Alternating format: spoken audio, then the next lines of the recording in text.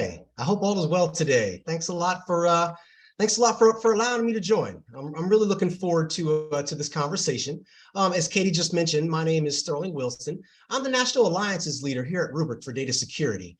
Here at Rubrik, I work with top security companies like Palo Alto to basically listen to the industry, listen to our needs to ensure that we're bringing those proper end-to-end comprehensive solutions needed today for security. It's a new game today. In fact, I've been in this industry for quite some time, and the past couple of years, we have really seen a shift in thinking on how best to protect your most critical asset. I'm talking about your data. If ransomware attacks like the SolarWinds attack, like the Colonial Pipeline disruption, have taught us anything, we know that the attacks will continue and that we need to remain vigilant through proper planning, practice, and postmortems to make sure that we stay ahead of the threat. The cyber attacks themselves remain focused on stealing our most important asset, our data, but recently we've seen more and more threat actors come to our underlying infrastructure. So think about oil, gas, electricity, water, the types of infrastructure that really must remain optional at all times for us. So today we're going to just discuss a few things within this new threat, ways to really think about this as thought leadership and things we should keep in mind when we're looking to protect ourselves from such threats. And speaking of threats, just to kind of get our juices flowing here, think to yourself for a second, which disaster scenario is worse? Which disaster scenario is worse? On the left here, we have a natural disaster event. Now, they're both terrible. The natural disaster event is known, identifiable, it's quantifiable. You can basically start that remediation or the recovery event almost as soon as the event itself happens. What needs to be remediated is more times than not evident. You can bring that data back, get your applications up and running, and hopefully that natural disaster didn't take too much of a toll on your physical infrastructure. A bit different in scope, however, we have our cyber disaster events, which are essentially a disaster event in a crime scene that's still a running production environment. So you see all the different intricacies that we have going along in a cyber disaster event that makes it a little bit different than a natural disaster event. Furthermore, you always don't know what's impacted, what the scope or what I'll refer to as the blast radius is. In either situation, business is down, business is impacted, but the scope and the preparation for each are definitely a bit different. Some things to keep in mind as we have this conversation for the next few minutes here is a couple of key terms. When we talk about disaster recovery, we're really talking about a recover IT event. So it is driven by IT, usually physical or a natural disaster that they need to just get that data back up and running. Whether that data is in a multi-cloud or a hybrid cloud environment, there are certain things that they can do and then test to then put that data back. Business continuity, of course, is to recover the business to a predefined level to make sure that you can sustain that business. And IT really reports to the recovery team for the duration of that event. Something that might be fairly new to some people on our call today is the idea of operational resilience, right? It's the ability to continue operating in the event of an adverse an event like a ransomware event. One thing that I'd like to know that's a little bit different here is that you have different business units that really never worked with each other in the past, working together to make sure they understand what was affected and how to get operations back in this moment by moment notice, which of course downtime is money. So this is a little bit different. And of course, depending upon that blast radius and what was affected, there certainly can be government involvement there as well. Yeah, we really understand that ransomware is the attack of the day.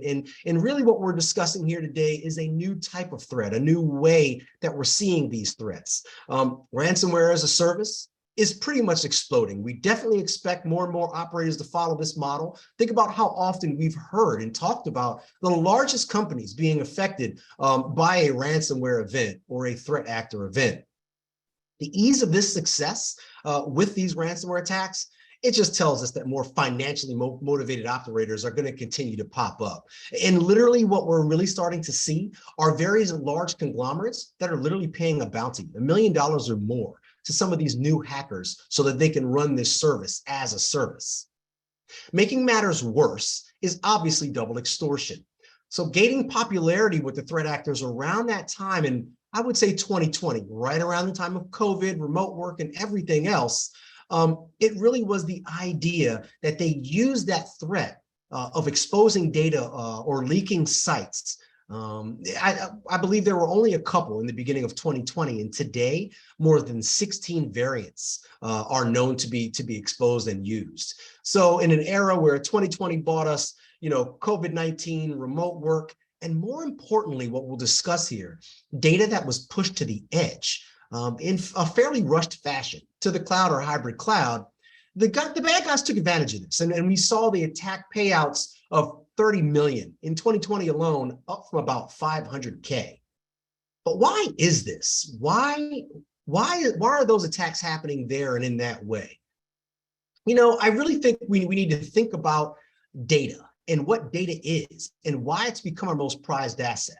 If we go back a certain amount of time in data, where we started, data used to be an endpoint. It merely used to be an output. Whether you were a school system, a financial institution, or a federal agency, the song was pretty much the same in how we leveraged our data. We fed it into an application, you got the output that you needed. The data itself, as such, it really didn't have much of a concept or a value to it. It was fairly useless, we thought, unless you actually had the actual application or something to actually run, the database to actually run that raw data. So because of that, we really didn't spend any time securing it.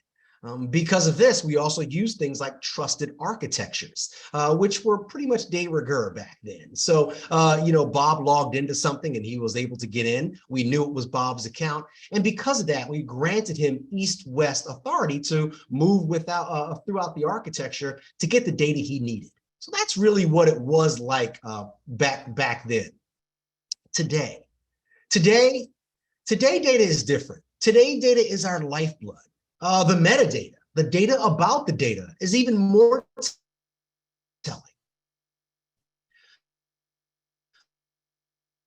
It means so much more to AI with ML. We're now able to leverage our data to figure out things like traffic signals and traffic patterns, curing diseases, and even detecting threats. Remote work, due to these pandemics and cultural shifts, have not only changed how we access the data, it's changed where it is and how our data is used. The point is that the solvency of our data has never been more important. We need to be able to trust our data, that our data has the right set of circumstances so that when we use our data as the tool itself, we can trust the output. I think the bad guys understand how important our data is today. And because of that, it's also created a very, very large TAM, or total addressable market, that these threat actors use to come after us. Breaking down a typical ransomware attack, we can really see the flow of how the bad guys work. At first, there is a distribution campaign. The attackers use techniques like social engineering. There have been lots of talks on this, and this is why we discuss education in tandem with just the raw idea of making sure you have your firewalls and IDPs, and of course, security at the point of the data. But literally once they're in, the dropper downloads an executable and installs the ransomware itself. From there, the payload staging happens. It embeds itself in a system, essentially making it so that even if we reboot that system, that malware is persistent. And that's a key point that I'd like you to remember. After that, the ransomware scans for content to encrypt. Of course, it goes through, encrypts it, and then, of course, drops some of that accessibility for those resources. Again, it moves on, the exfiltration, stealing of the data, the encryption, and then, of course, the payday, where they actually come and ask us for the money. And that's where the hacker really waits to collect on that ransom. This is really the anatomy of what they use. Of course, the executables, things may change, but you see one of the very large parts are the fact that they use social engineering and the fact that they're going for the data itself. You know, it's even scarier when we look at what happens in the wake of some of these attacks. If we look at the Colonial Pipeline attack, where they had supplies 45% of all fuel to the East Coast in the US for a period of time, essentially cut off. Living here in the East Coast, in the DC area, we were cut off as well. We suffered the effects of that. You know, and the citizen reaction to this was even worse than the attack. The idea here is that there is a cost even well beyond the data itself. The costs of image, the costs of being able to resume operations, to be able to get things back to normal. In this situation, they're still unsure about the complete extent of that breach, which is scary, but more normal than I think we all realize.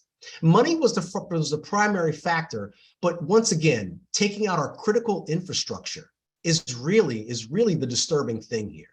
You know, when we look at something like a SolarWinds attack, a supply chain attack, that idea of that critical infrastructure and that idea of taking out multiple facets of that at one time is really where it gets scary. Now, for those of you who may not be as familiar with the SolarWinds, in 2020, it was discovered that a nation-state threat actor injected the SolarWinds software build environment with malware. So this enabled attackers to gain access to the networks, systems, and data of thousands of SolarWinds customers. Since then, it's been described as the biggest attack in history. Tens of thousands of organizations use their software. To oversimplify how the attack worked, attackers breached the SolarWinds networks in September of 2019. Over the next month, they injected malware called Sunburst into Orion, an IT performance monitoring system offered by SolarWinds. So in 2020, SolarWinds itself, in March 2020, SolarWinds itself sent out Orion updates containing the malware. So as you can see, that really affected many different supply chains here. The point is that the ransomware attacks have a reach that we have not seen before. Yeah, I've been around a while. You know, these malware attacks are nothing new. It's the delivery and the extent of the malware attacks that are new. And of course, the payouts are far beyond what we'd seen in the past. So the idea is that they're really going here for the data. So we've spent most of our time securing the rest of our environment. We have the best in the actual technical solutions for the ingress and egress of data. But we're seeing that the bad guys are getting in. It's not a matter of if, it's a matter of when. So some of the issues we're starting to see literally are around the recovery of the data. When it comes to the idea of ransomware recovery, it turns out your backup is no longer your last line of defense. We all used to assume that your backup data was actually backed up, but it turns out that it was vulnerable to cyber attack as well. Shucks, some of them even write your backups to a CIF share. So because we have these legacy systems on insecure storage, it really behooves us to go back and actually look and see, because those are sitting ducks if and when these attacks happen. Moreover, one of the biggest problems with ransomware is that it often takes hours, if not days, to figure out the blast radius or how many files or folders were affected. And ransomware becomes virtually impossible figuring out exactly what point to recover from. The idea is that, and this is something I preach so often, have a plan, a verifiable, testable plan before you're in reaction mode. What does that mean? It really just means that data protection has to evolve. We're in a new day. We're in a new time. Security at the point of the data is your best defense against cyber threats. Data protection of yesterday has to evolve to keep pace when dealing with this escalating global threat. Guaranteed recoverability by best practices by native immutability, where you store your data, is an absolute must. And that's what we're talking about here today. But also understand and managing the risk of data exposure and mitigating the risk of data extortion starts by understanding where the sensitive data lives in your organization. I'm talking about understanding, identifying, and classifying your data, especially your secondary set of data, your backed up data. Not only does this ensure proper compliance, but it also ensures you know what that blast radius is when you are in the midst of an attack. Finally, data should be able to help defend itself by understanding how data is created, accessed, and used by organization. I'm talking about the help of AI and ML through powered analysis to be able to respond timely to mitigate attacks as they happen. We want to be able to accelerate the protection against some of these cyber threats, and more importantly, making sure we don't reintroduce the malware back into the environment. Let me say that twice. At the end of the day, when you put your data back, we need to make sure that we're not putting the malware right back in. That's something that many solutions haven't been able to help us do. So there's a new security imperative. There's a new data imperative. We know that data is our prized asset. We know that data is our new crown jewel. We need to wrap the data in the security. Let's look at how we used to do things. In the past, we used to build these relatively thick walls around our relatively soft data center. I love to refer to this one as the lollipop configuration. Does anybody remember that old school commercial? Am I dating myself here? From the 80s? It had that owl and it said, how many licks does it take to get to the center? 1, 2, 3. Okay, whatever. I think it was Tootsie Roll or something. But that's what I think of when I think of this traditional way of doing business. Our data pretty much resided in one area, in one place. We had moats, we had fire-breathing dragons, we had all of these things. But if we looked like we trusted you, if we authenticated you, we'd let you across the moat and you could come play with us. We could enter the fun zone where all the data is. This trust and this verify and then trust model, it just doesn't work with today's needs. Additionally, to that same point, it's no longer in the same area. Data has now moved. It's moved out to the edge. And today, with data constantly on the move, we need to put zero trust principles really right down to the point of the data, with strong security, encryption on our backups, and of course, resiliency plans to ensure that any natural disaster or cyber event is minimized. In essence, we have to rethink how we used to trust. We have to rethink about where our data is and how we know where our data is, and look at all of these different ways in which we access our data. The edge, the cloud, remote. We have to have a new way to secure our data. Once again, we have to converge how we think about our security. We already have the best of breeds of perimeter security, of network security, application, endpoint security. Those things are a must in zero trust security, and we mustn't let up on those efforts. What we're talking about is adding an additional layer around the security of the data. There's several new questions that we're asking ourselves in this new world. There's several different questions that are really coming to the forefront of our minds to help us get a new breath of light, a new understanding, a new tackle on how we're going to go after these solutions. Things like, do I have any fail safes if everything is compromised? What if the guys get in? Can I make sure that my backups aren't discovered by threat actors? Can my admins be compromised? Can they come in and spoof a higher level account and go through, perhaps through a service account, and own my stuff?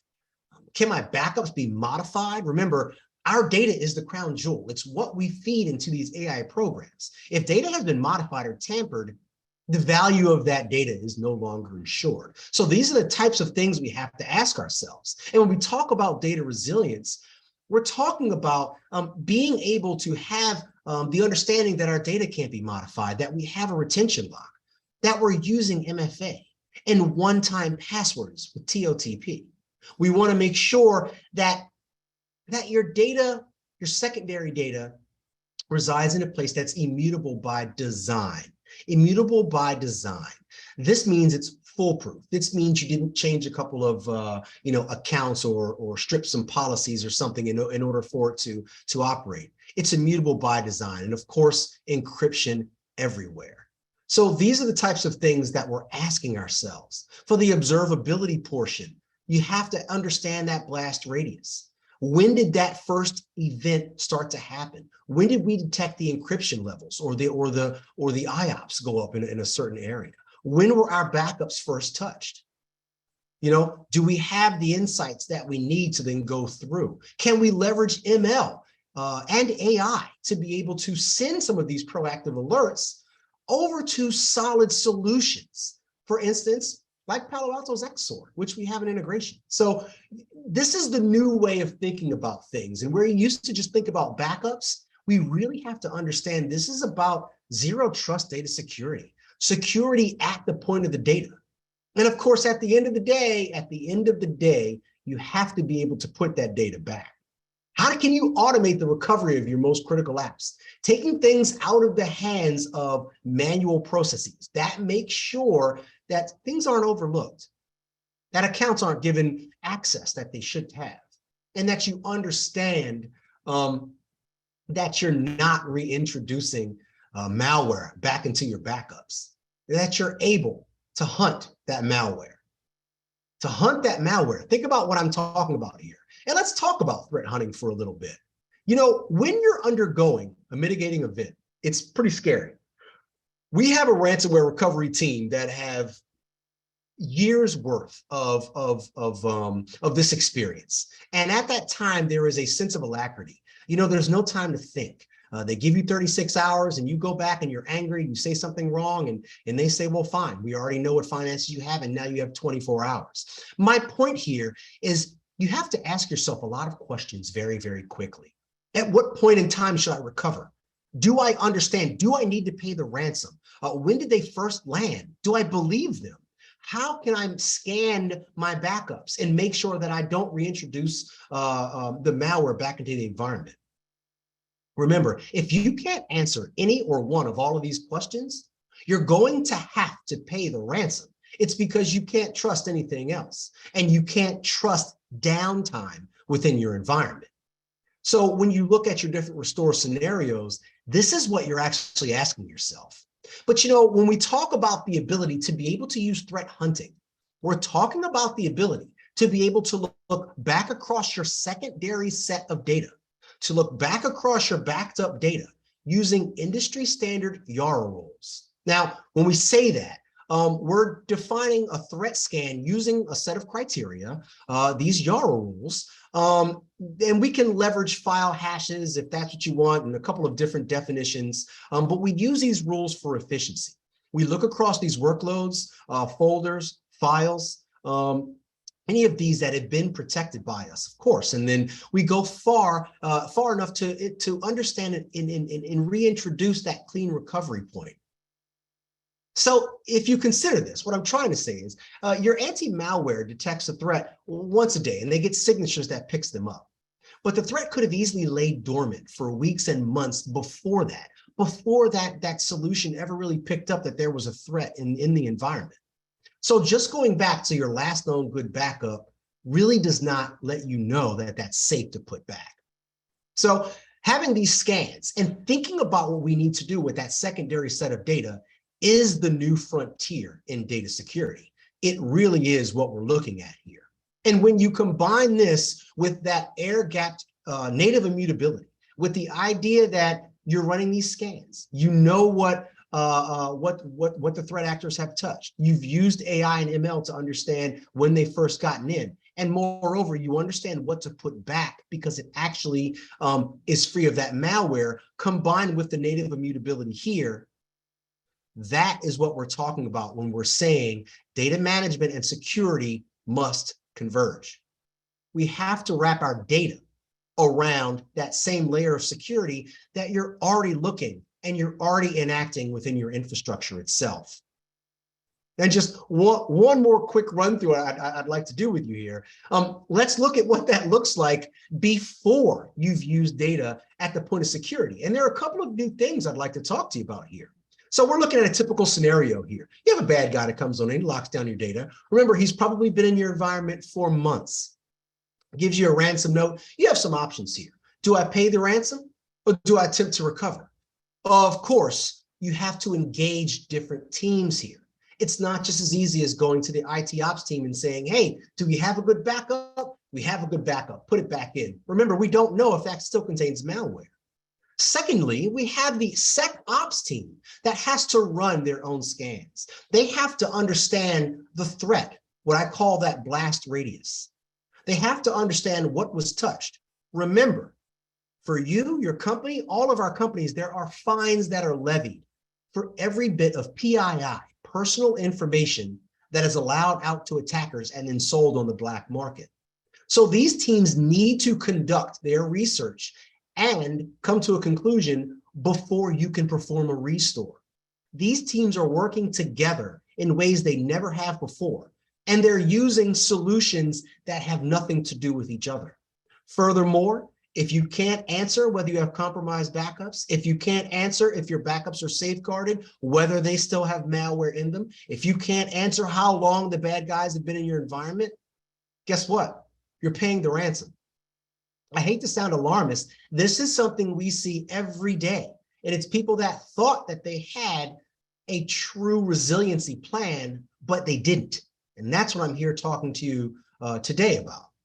But it gets better. You look on the other side, and when we're looking and when we're using security at the point of the data, which is you know your data, you've classified your data, you're able to observe when there are anomalous events that are coming for your data. And most importantly, you're able to do threat scans on your backed up data. Well, this is what it looks like. Let's go back to that scenario. That same bad guy's coming in and he's saying, you know what? I've locked down your data. Here's your ransom note. I want you to pay me a ransom. And then you figure out, do I attempt to recover? Do I need to pay this ransom? Well, guess what? Now you have a solution that offers operational resiliency. Now you have a solution where the IT ops and SecOps teams are working together. That months, that weeks and months and beyond are now brought down to minutes, hours, possibly days. We're talking about very large enterprise institutions understanding what's in their environment, knowing what that blast radius is, and more importantly, being able to tell the bad guy to go kick rocks. In this environment, you are able to recover and recover easily. So this is what we're talking about when we're talking about security at that point of the data. So when you ask yourself 3 key questions here, what is happening to your data? Do you know your secondary set of data? Who is doing what to your data? And how sensitive is the content of your data? Indeed, how we used to think about zero trust architectures is indeed different. Once again, we used to just think about data as the ingress and egress of data. We still need those firewalls. We still need those IDPs. We still need those CASBs. We need all those things to make sure that we understand, the proliferation of shadow IT to get rid of those types of things. But the human element, the fact that, humans are humans, means that we need to look at a new way of looking and securing our data. We need to understand that in a true zero trust environment, we have to look at securing the data itself. The solutions we've discussed here today keep your data safe and make it easy to recover in the face of cyber attacks and operational failures. Now you can recover the data you need, however and whenever you need, with the operational sets of circumstances that you need for your business to get it up and running. So the solution, once again, is organized into 3 key pillars that we've talked about today that are so important when you talk about the operational resiliency of your environment.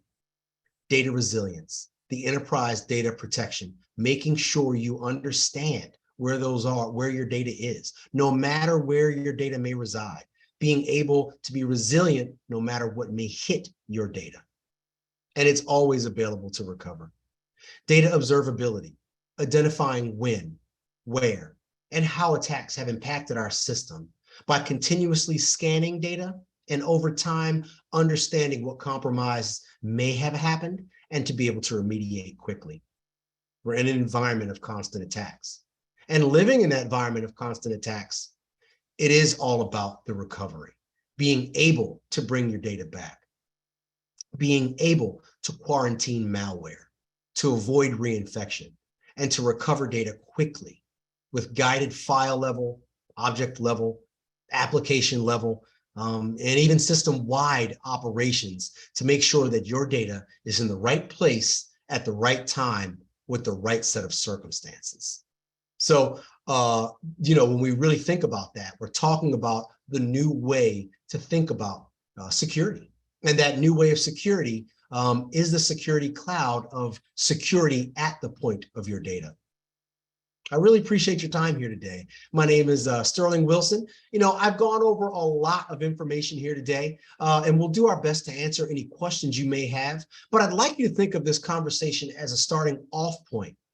Are you thinking about zero trust architectures? Are you stuck at just the infrastructure side? Have you been a victim of a malware attack and need to figure out where you can go now to ensure you are quicker to respond the next time? This is really what we're here to help. Once again, in alliances, I have the luck to be able to work with great companies that provide end-to-end infrastructure security. So let's talk about where you are. Let's talk about where you're going. And let's listen to you. And more importantly, let's go ahead and create a game plan together. Where you start, you can start today. Reach out to us and let us know. Thank you very much for your time. Have a great day. Katie? Thanks so much, Sterling. It looks like there is one question in the chat that if you wanted to address that.